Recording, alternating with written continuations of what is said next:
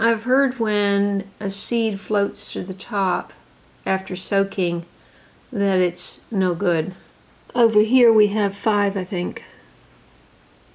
Yeah, 5 are floating.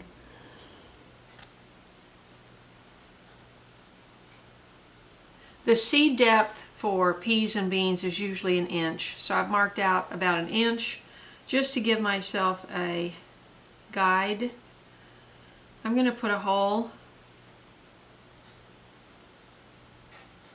in these to insert the seed. And I'm going to start with the larger amount because I did not count that.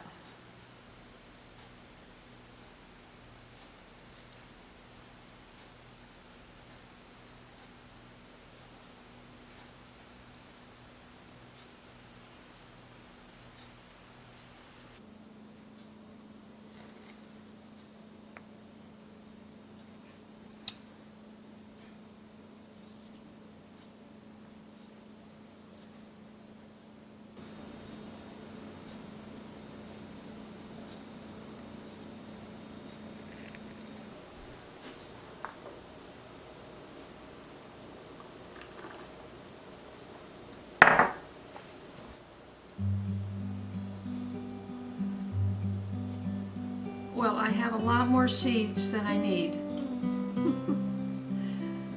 for this tray.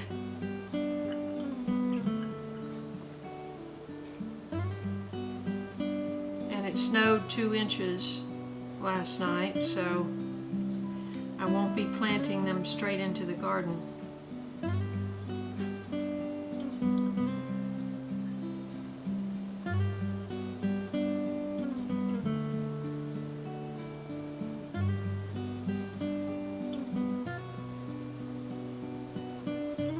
It takes 5 to 10 days to germinate, to sprout. So I'm assuming, since I soak them for speedier germination, it would be more like 5 days.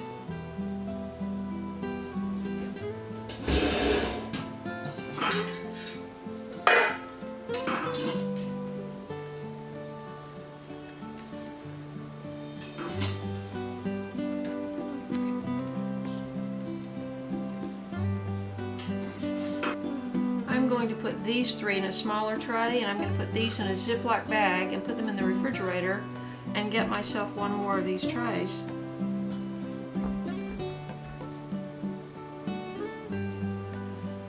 And hope they stay good.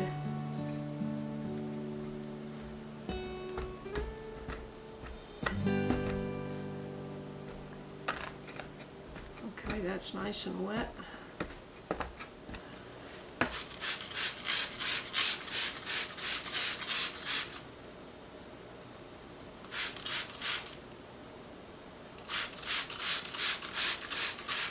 I don't have a dome to fit this tray, so this will have to do. Just keep a little bit of heat in and moisture.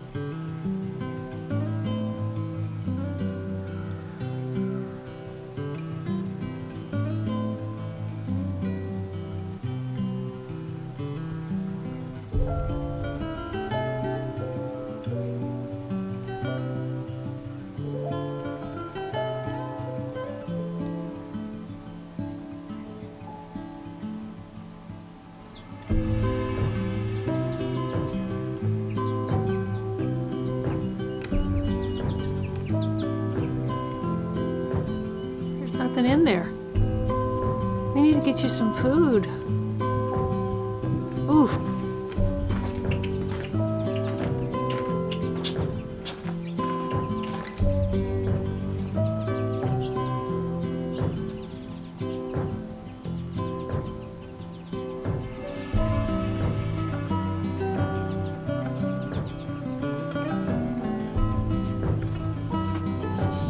Ice on the steps.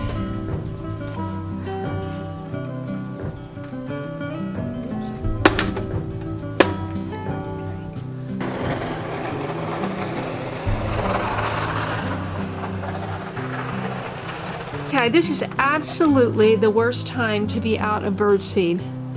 This is all I have, just 1 inch in the bottom. And I'm not going to be going out of this driveway with this ice.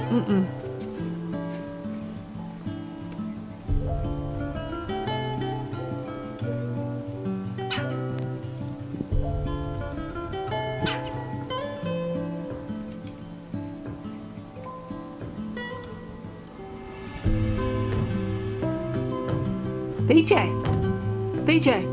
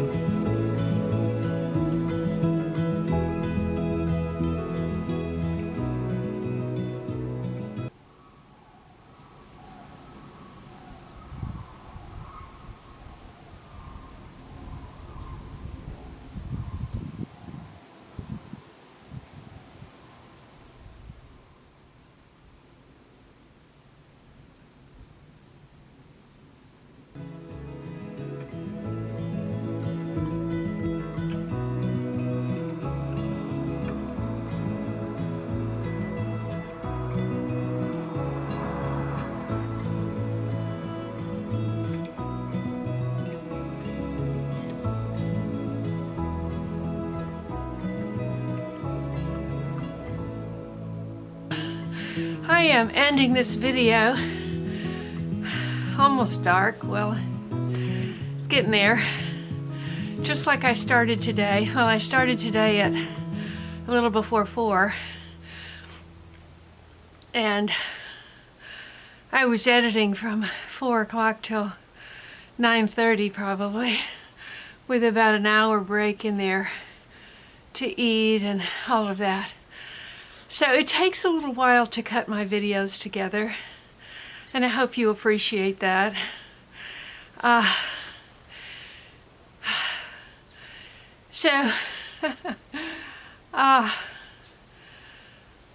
I thought I would be iced in for days, but because my driveway, as you've seen, goes down and up.